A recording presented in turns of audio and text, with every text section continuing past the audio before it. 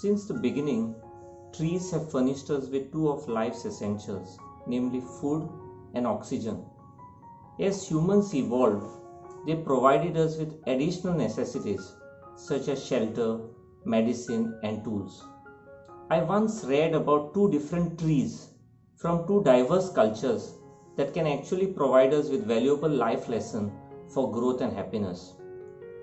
Everyone would have seen the bonsai.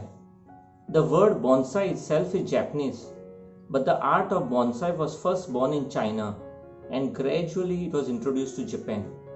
Now the bonsai is a Japanese art form which utilizes cultivation techniques to produce in containers small trees that mimic the shape and scale of full-size trees. They are beautiful and perfectly formed, although its height is measured only in inches. While a normal healthy tree will reach a height of 50 to 150 feet, the bonsai can only reach 12 to 15 inches. Now in California, there are giant sequoia trees at the Sequoia National Park that grows to above 280 feet and approximately in height and approximately 80 feet in circumference. Now some trees are believed to be over 3,000 years old. And General Sherman is a giant sequoia tree located at the national park in Tulare in the US state of California. Now by volume, the General Sherman is the largest currently living tree, though the tallest tree in the coast redwood known as the Hyperion tree, which stands at 380 feet tall somewhere in the Redwood National Park. Now when the General Sherman and the bonsai were seeds, they both weighed 1/3000 of an ounce. They were tiny. But as they grew, their fates changed. When the bonsai sticks its head above the earth, it is pulled from the soil and its tap roots are tied off as well as some of its feeder roots. Now as it grows, the tap roots are clipped and the branches are also pruned. Then the developing seedling is planted in shallow containers. Thus its growth is deliberately stunted, and the result is a fully grown, beautiful but miniature tree. Now the bonsai trees are not dwarfed by their genetics. They are kept miniature by deliberate design. The blueprint locked inside the DNA of the young seedling promises a mighty giant, but that destiny is deliberately altered to create this small bonsai. On the other hand, the rich Californian soil coupled with sunshine, rain and minerals contribute to its massive growth, thus resulting in the world's largest tree. Now here is the important point. Neither of the bonsai nor the General Sherman had a choice in their destiny. But we humans have a role in our own destiny. You can be as big or as little as the bonsai. The choice is yours. Yet the sad reality is that there are many who spend the best days of their life like bonsai.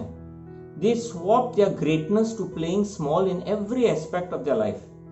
They have in them the talent to be the best as musicians, artists, dancers, photographers, sportsmen, etc. But they lack vision, no discipline, have destructive thinking, negative mindset, poor self-image, lack persistence, focus only on their weaknesses and surround themselves with people who play victim, thus resulting in being dwarfed like the bonsai in every aspect of their life. Friends, each one of us has been endowed with seeds of greatness and is called to be tall and magnificent like the giant sequoia tree.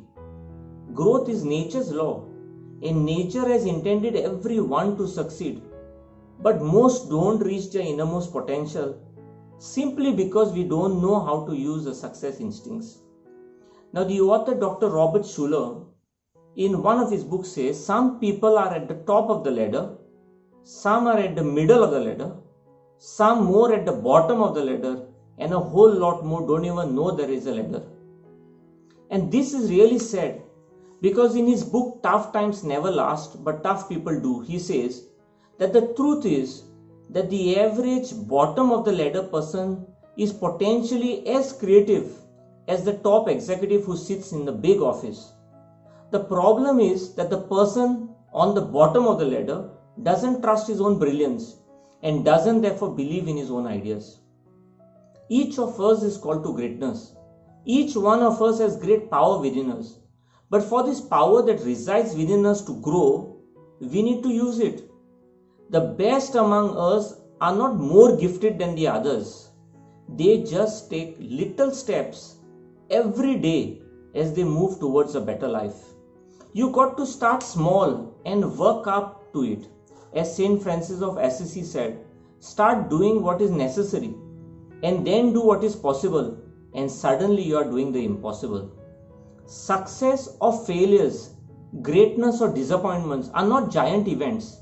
They are outcomes of our daily rituals. Habits, our daily habits. Most organizations don't fall apart as a result of one big blow. Most relationships don't end because of one big argument. Most lives don't fall to pieces because of one sad event. Sustained failures happen as a consequence of small daily acts of neglect that finally stack up over time to lead a complete breakdown. Whereas successful people sweat in the minor details. They bother about the little things. Robin Sharma in his book Greatness Guide 2 describes this phenomena through the camel-back metaphor. Pieces of straw kept getting piled on the back of that poor animal. Each piece alone was light and caused no harm, but piece after piece got placed on the camel's back until eventually the load was so heavy that one more added straw broke his back. A little neglect inevitably leads to business failures and lives of striking disrepair. He says that the best truly sweat in minor details. The key to success is hidden in your daily routines. Little steps add up, and they add up rapidly. Those who reach the top have the discipline to shine at tiny activities and routines which finally cascades to spectacularly big ones. They understand that lasting success comes through evolution, not revolution. You can too.